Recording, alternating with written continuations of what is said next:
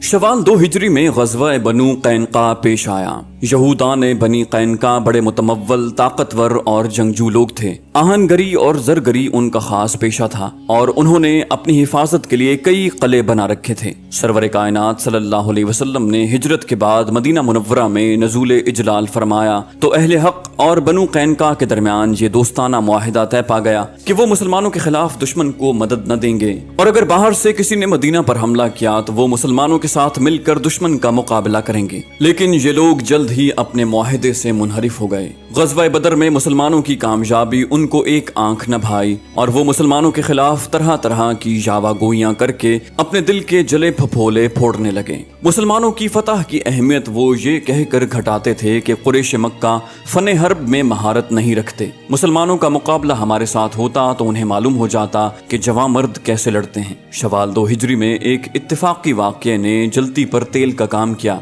एक मुसलमान खातून बनु कैनका के महल्ले में किसी काम से गई। एक यहूदी ने उसको छेड़कर बेहुरमत किया। ये देखकर एक मुसलमान गुस्से से बेकाबू हो गया और उस यहूदी को कत्ल कर डाला। यहूदियों ने उस गैरतमंद मुसलमान को शहीद कर डाला और एलानिया सरकशी और अहद शिकनी पर आमादा हो गए। मुसलमानों ने उनको बहुत समझाया लेकिन उनको अपने हथियारों और कलों पर इतना नाज था कि किसी तरह अपने मुफसिदाना इरादों से बाज न आए। बिलाखिर नबी अकरम सल्लल्लाहु अलैहि वसल्लम ने उनके खिलाफ लड़ाई का ऐलान कर दिया और उनके महल्ले का मुहासरा कर लिया। बनु कैनका ने 15 दिन तक कलाबंद होकर मुकाबला किया। उसके बाद उनकी हिम्मत जवाब दे गई और उन्होंने इस बात पर रजामंदी जाहिर की कि रसूल करीम सल्लल्लाहु अलैहि वसल्लम जो फैसला करेंगे वो उसकी पाबंदी करेंगे। हुजूर सल्लल्लाहु अलैहि वसल्लम ने खजरज के बाज अकाबिर से मशवरा करके हुक्म दिया कि बनु कैनका मदीना की सुकूनत तर्क करके बाहर चले जाएं। चुनाचे ये लोग मदीने से निकलकर मुल्क शाम के एक जिले में चले गए। इब्ने साद और इब्ने हिशाम का बयान है कि ग़ज़वा बनु कैनका में भी सरवर आलम सल्लल्लाहु अलैहि वसल्लम ने हजरत हमजा को इस्लामी फौज का अलम मरहमत फरमाया। चुनाचे वो शुरू से आखिर तक निहायत शुजात और इस्तक़लाल के साथ अलम बरदारी के फराइज अंजाम देते रहे। 3 हिजरी में मुशरिकीन मक्का ने बदर का इंतकाम लेने के लिए बड़े जोश खरोश से मदीना मुनव्वरा पर चढ़ाई की। अलम बरदारान हक और कुफ्फार 7 शवाल को कोहे उहद के दामन में एक दूसरे के मुकाबिल हुए। उस वक्त रहमत आलम सल्लल्लाहु अलैहि वसल्लम के साथ कुल 700 जांबाज थे जिनमें 100 ज़र्रापोश और चंद सवार थे। उधर मुशरिकीन की तादाद 3000 थी जिनमें 200 सवार और 700 ज़र्रापोश थे। मुसलमानों ने उहद का पहाड़ पीठ के पीछे रखकर अपनी सफ़ें दुरुस्त की। हुजूर सल्लल्लाहु अलैहि वसल्लम ने 50 तीरंदाजों का दस्ता उस दर्रे पर बिठा दिया जिधर से अंदेशा था कि दुश्मन उससे गुजर कर अकब से हमला न करें। इस मौके पर हजरत हमजा रज़ियल्लाहु अन्हु फौज के एक दस्ते के अफसर मुकर्रर हुए जिसका कोई मुजाहिद ज़र्रापोश नहीं था। तबले जंग बजा तो कुरैश की औरतें दफ पर ये रज्जिया अशार पढ़कर अपने मर्दों को लड़ाई पर उभारने लगी। हम नजमे सहर की बेटियां हैं, हम जीन पोश के मुनक्कश और खूबसूरत कपड़ों पर चलती हैं। हंस की चाल से जिसको देखकर आंखें खीरा होती हैं। हमारे सर मुश्कालूद हैं और गर्दन के हारों में मोती पिरोए हुए हैं। अगर तुम मैदान जंग में आगे बढ़े तो हम तुमसे हम आगोश होंगी और जीन पोश के मुनक्कश और खूबसूरत कपड़े तुम्हारे वास्ते बिछाएंगी और अगर तुमने पुश्त फेरी तो हमारा तुम्हारा फिराक है, ऐसा फिराक के जैसे हम तुम कभी दोस्त ही न थे। सबसे पहले कुरैश का अलमबरदार तलहा बिन अबी तलहा सफ से निकला और मुसलमानों से मुखातिब होकर ललकारा, तुम में कोई है जो मेरे सामने आए। हजरत अली अल मुर्तजा रज़ियल्लाहु अन्हु उसके मुकाबले के लिए बढ़े और एक ही वार में उसको वासिले जहन्नम कर दिया। उसके बाद उस्मान बिन अबी तलहा रजस पढ़ते हुए आगे बढ़ा। हजरत हमजा रज़ियल्लाहु अन्हु उस पर झपटे और शाने पर इस जोर से तलवार मारी कि कमर तक उतर आई। उसके साथ ही उन्होंने नारा मारा, ये ले, मैं साक़ी हज्जाज का बेटा हूँ। अल्लामा शिबली नुमानी ने सीरतुन नबी में उस्मान को तलहा का बेटा बयान किया है, लेकिन बाज दूसरे सीरत बयान करने वाले जिनमें इब्ने असीर, हाकिम और हाफिज इब्ने अब्दुल बर हैं, उन्होंने उस्मान बिन तलहा को सहाबा कराम में शुमार किया है। वो फतह मक्का से कुछ अरसा पहले मुशर्रफ बा इस्लाम हुए और हुजूर सल्लल्लाहु अलैहि वसल्लम ने उन्हें काबा की कलीद बरदारी के खानदानी मनसब पर बहाल रखा। कयास ये है कि ग़ज़वा उहद में हजरत हमजा रज़ियल्लाहु अन्हु के हाथ से जो उस्मान मारा गया वो अबी तलहा का बेटा और तलहा का भाई था। कुरैश का अलम उठाकर निकलने वाले जब कुछ और आदमी भी मुसलमानों के हाथ से यके बाद दीगरे मारे गए तो मुशरिकीन ने आम हल्ला बोल दिया। حضرت حمزہ رضی اللہ عنہ، حضرت علی رضی اللہ عنہ، حضرت ابو دجانہ، حضرت سعد بن ابی وقاص، حضرت طلحہ، حضرت سعد بن معاذ، حضرت اسید بن حزیر اور بہت سے دوسرے سرفروش فوجوں کے دل میں گھس گئے اور دشمن کی صفوں کی صفیں الٹ کر رکھ دی۔ حضرت حمزہ رضی اللہ عنہ اس شان سے لڑے تھے کہ دو دستی یعنی دونوں ہاتھوں سے تلوار چلاتے جاتے اور کہتے جاتے تھے کہ میں اللہ اور اس کے رسول کا شیر ہوں۔ اسی حالت میں مکہ کا ایک مشرک سبا بن عبد الغرا ان کے سامنے آ گیا۔ حضرت حمزہ نے اس سے مخاطب ہو کر غضب آلود لہجے میں فرمایا، او خطانۃ النساء، یعنی عورتوں کا ختنہ کرنے والی ام انمار کے بچے، کیا تو خدا اور خدا کے رسول صلی اللہ علیہ وسلم سے لڑنے آیا ہے؟ یہ کہہ کر اس پر تلوار کا ایسا بھرپور وار کیا کہ وہ کٹ کر وہیں گر پڑا۔ ادھر حضرت حمزہ رضی اللہ عنہ اسی طرح لاشوں پر لاشیں گراتے جا رہے تھے۔ ادھر جبیر بن مطعم کا حبشی غلام وحشی ایک چٹان کے پیچھے گھات لگائے یہ انتظار کر رہا تھا کہ کب حضرت حمزہ رضی اللہ عنہ اس کی زد میں آئیں اور وہ اپنا ہتھیار ان پر پھینکے۔ وحشی کو جبیر بن مطعم نے اپنے چچا تیمہ بن عدی کا انتقام لینے کے لیے حضرت حمزہ رضی اللہ عنہ کے قتل پر مامور کیا تھا اور اس کام کے عوض اس کو آزاد کرنے کا وعدہ کیا تھا۔ عام روایتوں کے مطابق اس کو ہند بنت عتبہ زوجہ ابو سفیان نے اس کام پر مامور کیا تھا۔ اتفاق سے وحشی کو جلد ہی وار کرنے کا موقع مل گیا۔ حضرت حمزہ رضی اللہ تعالی عنہ آگے بڑھ رہے تھے کہ یکایک ان کا پاؤں پھسل گیا اور وہ پیٹ کے بل زمین پر گر پڑے۔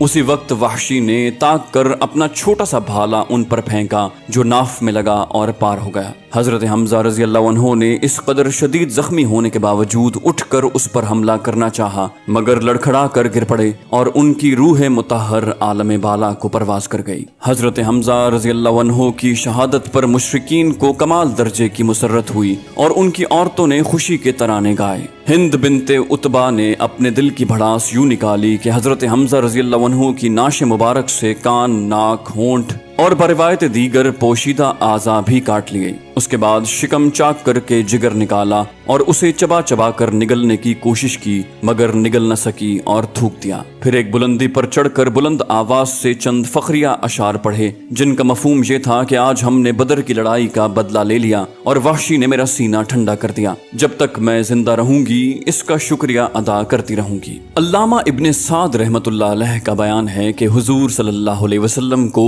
ہند کی مذموم حرکت کا علم ہوا تو آپ علیہ السلام نے پوچھا کہ اس نے حمزہ رضی اللہ عنہ کے جگر میں سے کچھ کھایا بھی ہے؟ لوگوں نے عرض کیا نہیں۔ آپ علیہ السلام نے فرمایا، الہی حمزہ کے کسی حصہ جسم کو جہنم میں داخل نہ ہونے دیجیے۔ جنگ ختم ہوئی تو سرور کونین صلی اللہ علیہ وسلم اپنے محبوب چچا کی مسلح کی ہوئی لاش پر تشریف لائے۔ اس وقت آپ سخت غمزدہ تھے۔ لاش کی حالت دیکھ کر آپ علیہ السلام فرط علم سے بے قرار ہو گئے اور مخاطب ہو کر فرمایا، تم پر خدا کی رحمت ہو کیونکہ تم اقربا کا سب سے زیادہ خیال رکھتے تھے اور نیک کاموں میں پیش رہتے تھے۔ اگر مجھے صفیہ رضی اللہ تعالیٰ عنہ جو کہ حضور صلی اللہ علیہ وسلم کی پھوپھی اور حمزہ رضی اللہ عنہ کی بہن تھی ان کے رنج و غم کا خیال نہ ہوتا تو میں تمہاری لاش اسی طرح چھوڑ دیتا تاکہ اسے درندے اور پرندے کھا جائیں اور تم قیامت کے دن انہی کے پیٹ سے اٹھائے جاؤ۔ ایک اور روایت میں ہے کہ اسی موقع پر حضور صلی اللہ علیہ وسلم نے فرمایا کہ مجھے جبریل امین نے بشارت دی ہے کہ حضرت حمزہ بن عبد المطلب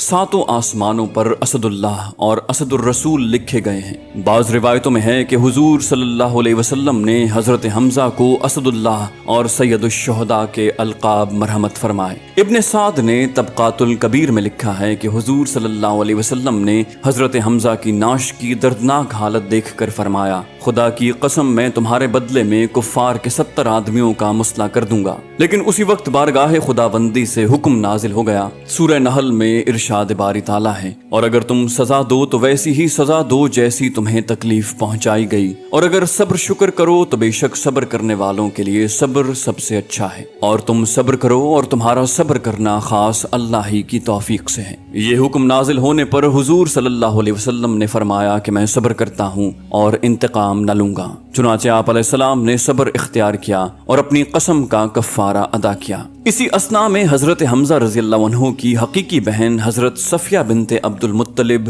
لڑائی کا حال معلوم کرنے مدینہ سے نکلیں۔ حضور صلی اللہ علیہ وسلم نے ان کے صاحبزادے حضرت زبیر کو بلا کر فرمایا کہ صفیہ حمزہ کی لاش نہ دیکھنے پائیں۔ حضرت زبیر رضی اللہ عنہ نے ان کی لاش پر آنے سے منع کیا تو بولی میں نے اپنے بھائی کا ماجرا سن لیا ہے، لیکن اللہ کی راہ میں یہ کوئی بڑی قربانی نہیں۔ حضور نے اجازت دی تو لاش پر گئیں۔ عزیز بھائی کے ٹکڑے ٹکڑے دیکھ کر آنکھوں سے سیل اشک بہ نکلا، لیکن ان للہ و ان الیہ راجعون کے سوا زبان سے اور کچھ نہ نکلا۔ واپس جاتے وقت حضرت زبیر رضی اللہ عنہ کو 2 چادریں دی گئیں کہ ان میں ماموں کو مکفون کر کے دفن کرنا، لیکن قریب ہی ایک انصاری کی لاش پڑی تھی۔ حضرت زبیر نے دونوں شہیدوں میں ایک ایک چادر تقسیم کر دی۔ اس ایک چادر سے حضرت حمزہ کا سر چھپایا جاتا تو پیر کھل جاتے، اور پاؤں چھپائے جاتے تو سر برہنہ ہو جاتا۔ آخر حضور صلی اللہ علیہ وسلم نے فرمایا کہ چہرے اور سر کو چادر سے ڈھانپ دو اور پاؤں پر گھاس ڈال دو۔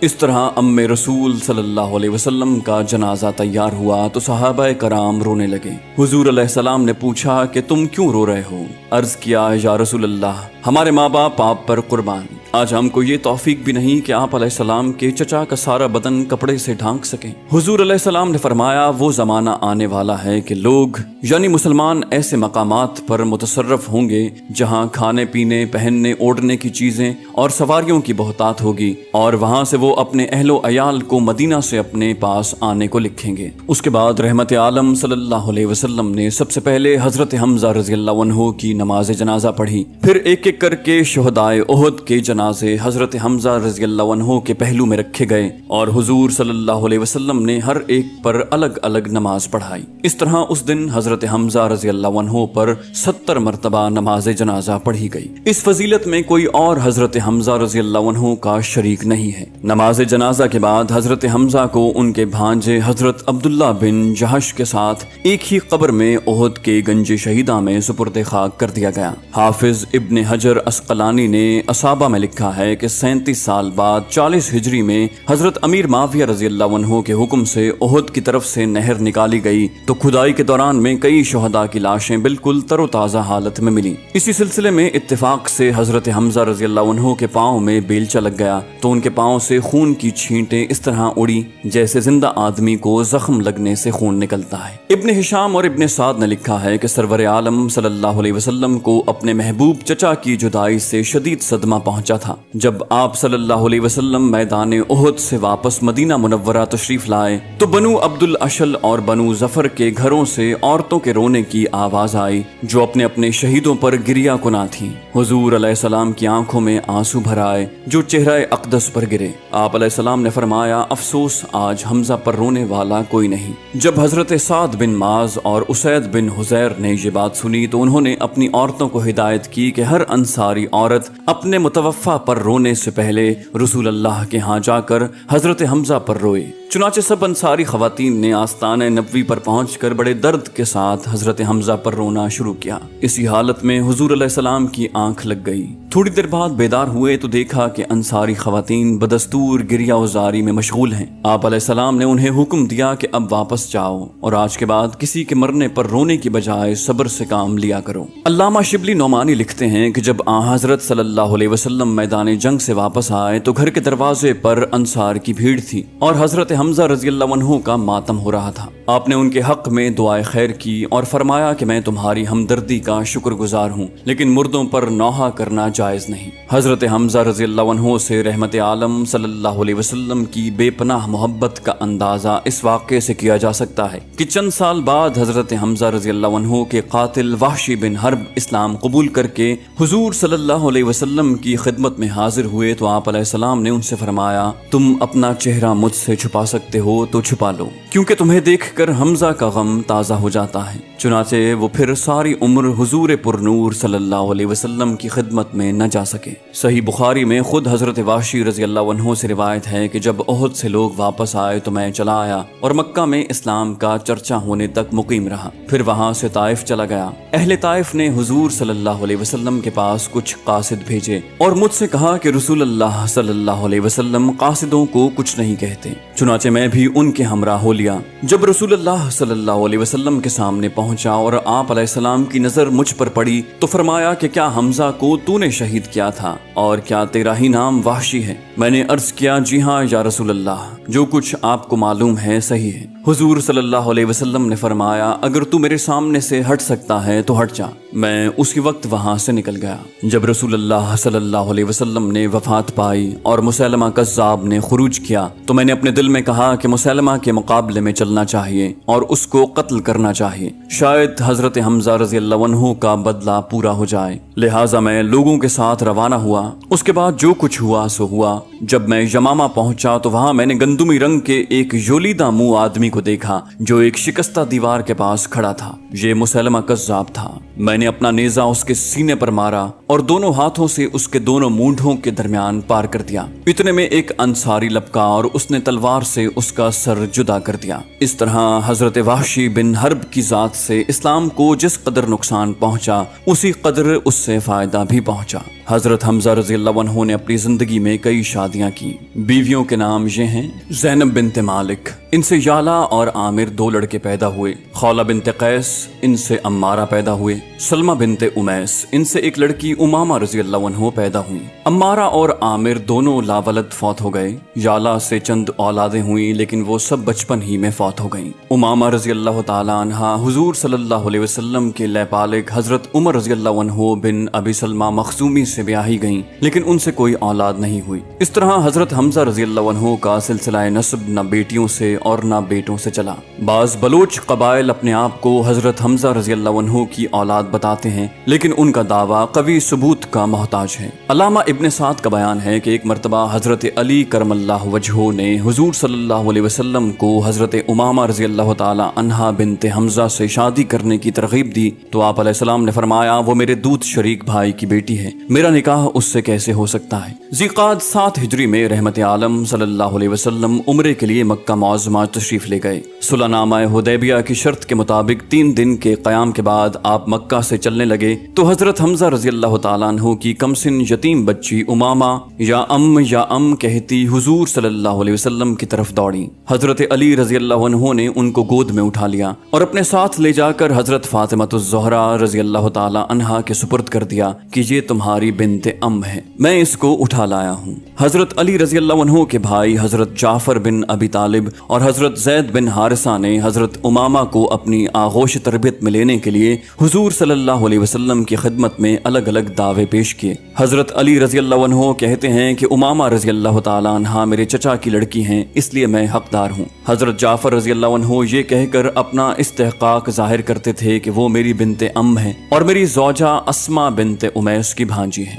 हजरत ज़ैद बिन हारिसा कहते थे कि वो मेरे दीनी भाई की लड़की है। ये नाज और मोहब्बत की लड़ाई एक कमसिन बच्ची को पालने के हक पर हो रही थी। हालांकि इस्लाम से पहले यही मासूम बच्चियां जिंदा जमीन में गाड़ दी जाती। सरवर आलम सल्लल्लाहु अलैहि वसल्लम ने इस मनाजियत का फैसला हजरत जाफर रज़ियल्लाहु अन्हु के हक में सादिर फरमाया क्योंकि उनकी ज़ौजा अस्मा बिनते उमैस हजरत उमामा रज़ियल्लाहु ताला अन्हा की हकीकी खाला थी और खाला बमंजिला माँ के होती है। सैयदना हजरत हमजा रज़ियल्लाहु ताला अन्हु के सहीफ़ा अखलाक में गैरतमंदी, शुजात, जांबाजी, बेखौफी, सिला रहमी, हुब्बे रसूल और शौक़ शहादत सबसे नुमायाँ अब्वाब हैं। खुद लिसान रिसालत ने उनके महासिन अखलाक की तहसीन इन अल्फाज में फरमाई है कि वो क़राबतदारों का सबसे ज़्यादा ख्याल रखते थे और नेक कामों में आगे आगे रहते थे। हजरत हमजा रज़ियल्लाहु ताला अन्हु को सैर व शिकार से इस कदर लगाव था कि हुजूर सल्लल्लाहु अलैहि वसल्लम की बेइज्जत के 5 साल बाद तक उन्होंने दावत हक की तरफ तवज्जो ही न की। लेकिन अबू जहल की कमीनी हरकत की वजह से उनकी गैरत जोश में आई तो दफतन इस्लाम के कवी दस्तो बाजू बन गए। कुरैश के नामवर पहलवान हजरत उमर रज़ियल्लाहु अन्हु ने जब दार अरकम के दरवाजे पर दस्तक दी तो कुदरतन सहाबा के दिल में तरद्दुद पैदा हुआ, लेकिन ये हजरत हमजा ही थे जिन्होंने कड़क कर कहा कि उमर रज़ियल्लाहु ताला अन्हु को अंदर आने दो, अगर उसकी नीयत नेक न हुई तो उसी की तलवार होगी और उसी का सर। हिजरत के बाद अपनी शहादत तक تک انہوں نے بیشتر مارکوں میں جس شجاعت اور سرفروشی کا مظاہرہ کیا وہ انہی کا حصہ تھا۔ مولانا روم نے مثنوی میں لکھا ہے کہ حضرت حمزہ رضی اللہ تعالیٰ عنہ جوانی میں ہمیشہ زرہ پہن کر لڑا کرتے تھے، لیکن اسلام قبول کرنے کے بعد تو زرہ پہننا بالکل ترک کر دیا اور لڑائیوں میں اس طرح شریک ہونے لگے کہ سینہ سامنے سے کھلا ہوتا اور دونوں ہاتھوں سے تلوار چلا رہے ہوتے۔ لوگوں نے پوچھا کہ اے ام رسول، اے صف شکن مجاہد، اے جواں مردوں کے سردار، کیا آپ نے اللہ کا حکم نہیں سنا کہ جان بوجھ کر ہلاکت میں نہ پڑو؟ پھر آپ احتیاط سے کام کیوں نہیں لیتے؟ جب آپ جوان تھے اور مضبوط و طاقتور، اس زمانے میں آپ کبھی ذرہ کے بغیر لڑائی میں شامل نہیں ہوتے تھے۔ اب جب کہ آپ بوڑھے ہو گئے ہیں تو آپ اپنی جان کی حفاظت اور احتیاط کے تقاضوں سے کیوں بے پرواہ ہو گئے ہیں؟ بھلا تلوار کس کا لحاظ کرتی ہے اور تیر کس کی رعایت کرتا ہے؟ ہم کو تو یہ پسند نہیں کہ آپ جیسا شیر اپنی بے احتیاطی کی بدولت دشمن کے ہاتھوں قتل ہو جائے۔ حضرت حمزہ رضی اللہ عنہ نے ان کی باتیں سن کر فرمایا کہ جب میں جوان تھا تو سمجھتا تھا کہ موت انسان کو اس دنیا کے عیش و آرام سے محروم کر دیتی ہے، اس لیے خامخواہ کیوں موت کی جانب رغبت کروں اور اژدہے کے منہ میں جاؤں۔ یہی وجہ تھی کہ میں اپنی جان کی حفاظت کے لیے زرہ پہنتا تھا، لیکن اسلام قبول کرنے کے بعد رسول اکرم صلی اللہ علیہ وسلم کے فیضان سے میرے خیالات بدل گئے۔ اب مجھ کو اس دنیا فانی سے مطلق کوئی لگاؤ نہیں رہا اور موت مجھ کو جنت کی کنجی معلوم ہوتی ہے۔ زرہ تو وہ پہنے جس کے لیے موت کوئی وحشت ناک چیز ہو، جس کو تم موت کہتے ہو وہ میرے لیے ابدی زندگی ہے۔ طبقات ابن سعد میں روایت ہے کہ ایک دفعہ حضرت حمزہ رضی اللہ تعالیٰ عنہ نے حضور سے درخواست کی کہ آپ علیہ السلام مجھے جبریل امین کو ان کی اصلی صورت میں دکھا دیجیے۔ حضور علیہ السلام نے فرمایا، چچا آپ میں اتنی طاقت نہیں کہ جبریل علیہ السلام کو اصل صورت میں دیکھ سکیں، لیکن حضرت حمزہ رضی اللہ تعالیٰ عنہ نے انہیں دیکھنے پر اصرار کیا۔ ایک دن جبریل علیہ السلام نازل ہوئے تو حضور صلی اللہ علیہ وسلم نے حضرت حمزہ رضی اللہ عنہ سے فرمایا، اپنی نگاہ اوپر اٹھائیے اور دیکھیے حضرت جبریل علیہ السلام اپنی اصل صورت میں نازل ہوئے ہیں۔ حضرت حمزہ رضی اللہ تعالیٰ عنہ نے نگاہ اٹھائی تو حضرت جبریل علیہ السلام کے پاؤں دیکھ کر ہی غش آ گیا۔ امام حاکم نے اپنی مستدرک میں حضرت عبداللہ بن عباس رضی اللہ عنہ سے روایت کی ہے کہ رسول اللہ صلی اللہ علیہ وسلم نے فرمایا کہ میں گزشتہ رات جنت میں داخل ہوا تو دیکھا کہ جعفر رضی اللہ عنہ ملائکہ کے ساتھ اڑ رہے ہیں اور حمزہ رضی اللہ عنہ ایک تخت کے اوپر تکیہ لگائے بیٹھے ہیں۔ ابن اسیر نے اسد الغابہ میں حضرت حمزہ رضی اللہ عنہ سے ایک حدیث بھی روایت کی ہے جس میں وہ کہتے ہیں کہ رسول اللہ صلی اللہ علیہ وسلم نے فرمایا ہے کہ ہر دعا میں یہ کلمہ ضرور کہا کرو، اللہم انی اسألک باسمک العظم ورضوانک الاکبر۔ سیدنا حمزہ رضی اللہ تعالیٰ عنہ کی بے مثل شجاعت اور جاں بازی کو پیش نظر رکھ کر بعض لوگوں نے عجیب و غریب من گھڑت قصے ان سے منسوب کر دیے ہیں اور انہیں داستان امیر حمزہ کا نام دے کر بڑے مزے لے کر بیان کیا ہے۔